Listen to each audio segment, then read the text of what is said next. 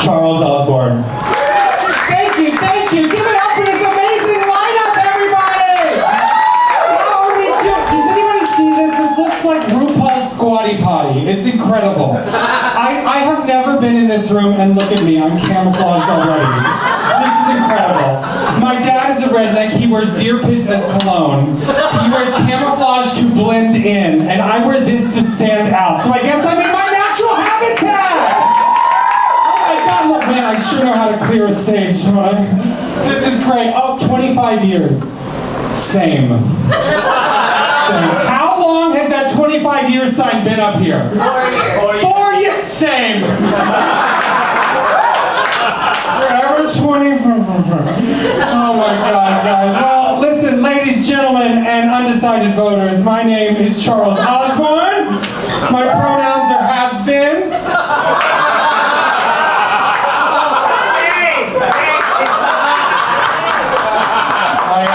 I was assigned Southern at birth, but I identify as a New Yorker. So I get to poop on whatever subway platform I want. I've come close. I'm not proud of it. There was a time I almost shit my pants at 23rd Street, but didn't shit my pants until 79th. We do a miracle on 34th. You know, my mom, every time she comes and visits New York, she's like, you know, every time I get home from New York City, I'm just so glad to be back alone in my car, because the only crazy person in there is me. And I'm like, you know, you got a point there. Me, I like to keep it spicy. I like to, you know, go for my morning commute and be like, is that dry blood, wet poop, or Dr. Pepper? I moved to LA for 2 years. I moved there for the weather. I left there for the people. Everyone has a gym membership. No one has a library card. No, like the things that you see there. I mean, there was like this like roadside farmers market, and they were selling bonsai trees out of the back of a van. You know, like every white girl over 30 is a witch all of a sudden. Like, I don't know who needs to hear this. There's no such thing as witches. Like, there's not. Like, I think it's insulting to every woman ever burned alive for nothing for you to say so. Hey! That's that liberal Uno reverse card. Yes. No, I mean, anytime somebody's like, oh, I'm a witch, it just reminds me of those kids in middle school, remember, who were like, oh, I'm a vampire. And then they did the Naruto run at recess, like that is what's going on there. LA is very strange, but what's great about moving out of New York for a little bit is that it's very easy to make New Yorkers jealous.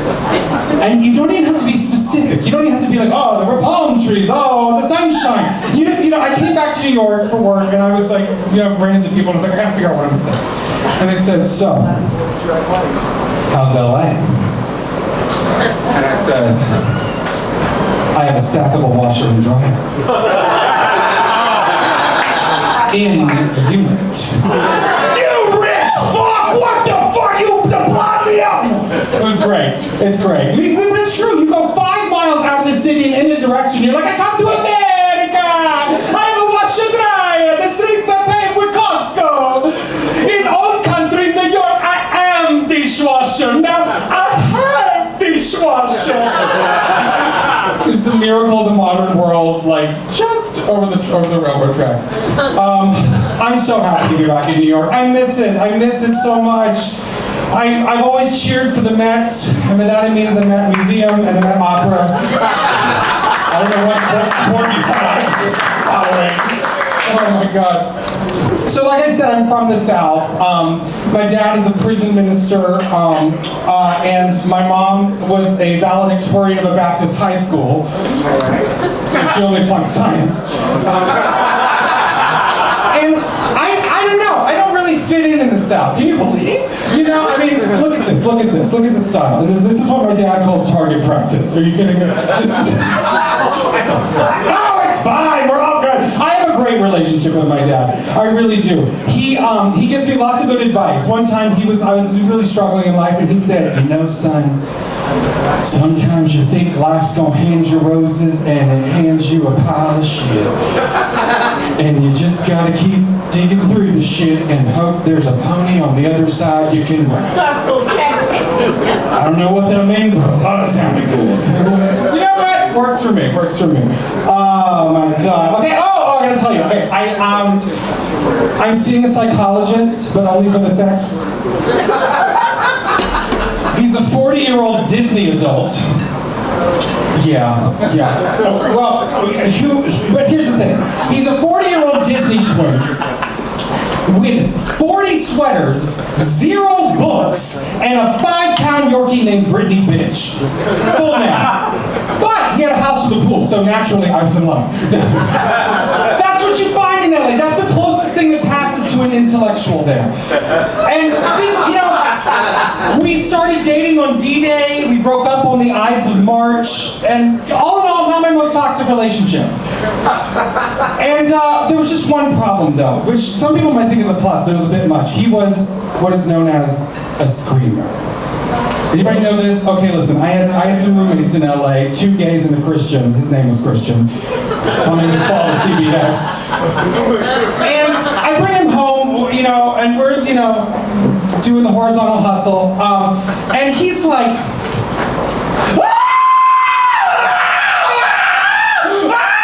and my roommate comes out and goes, "Is he auditioning for Come the Musical?" I'm not saying you should be passionless in the bedroom. I just think we need to stop screaming bloody sex murder. Is that too much to ask? I mean, it's like next time I'm just like, can you just bring a megaphone? Like, we gonna do a karaoke for the whole block? Oh my God, ridiculous. Blue Origin. Are we sure we're on the right side of history? Did y'all see this thing with Jeff Bezos, Lauren Sanchez? Let me tell you, talk about traditional marriage, okay? The richest man on the planet, hottest second wife on the world. It's incredible. But I'm not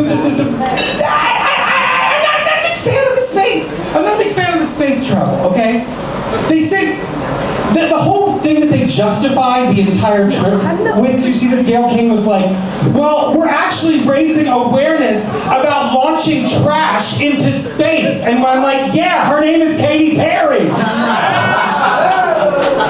Katy Perry had 11 minutes up in space, 4 minutes of weightlessness, and she spent 7 minutes of weightlessness staring at the camera. She brought props. She brought an advertisement to space. Like, you're trash. Nobody wants that. Like, can we launch her album up there too? I think we need to bring this country together, and it's going to start with common enemies. Like, I do not approve of a lot of what is going on in Washington. I don't approve of the deportations of people with green cards, but hear me out. James Corden's still here. This is our chance, America. No matter where you land on the divide, we can bring ourselves together if we just deport James Corden. It'd be so easy.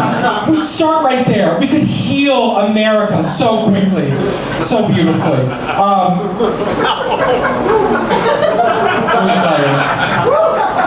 Let me tell you about this time I was back down south visiting my family. My parents are full of it. My mom's name is Judy. My dad calls the things that come out of her mouth Judy-isms.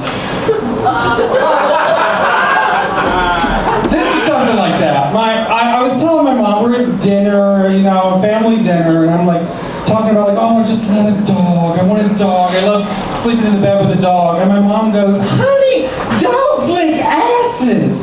Do you really want to sleep with an ass licker?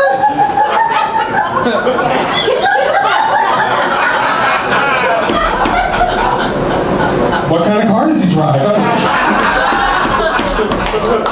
And then she goes, oh, that reminds me, I meant to tell you, I ate your father's ass out.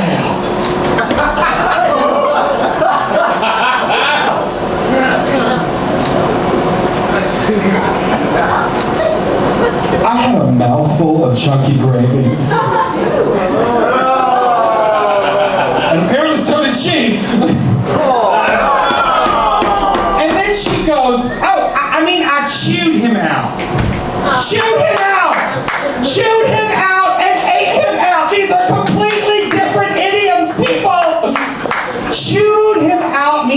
He yelled at my father and then tongue dove his backyard buffet.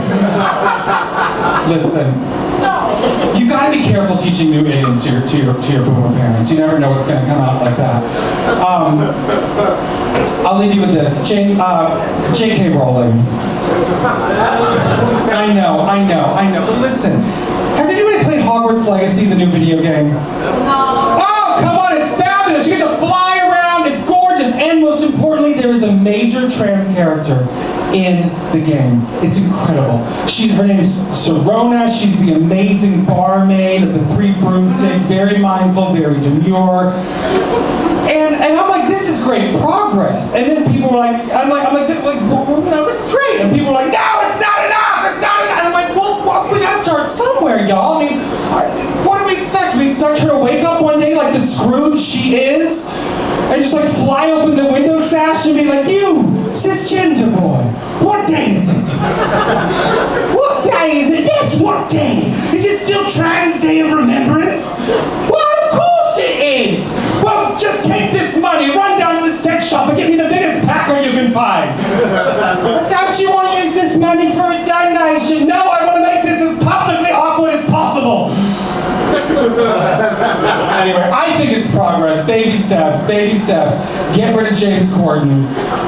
Keep Katy Perry in space. And tell your mom the difference between chewing out and eating out. Thank you guys. I'm sorry about that.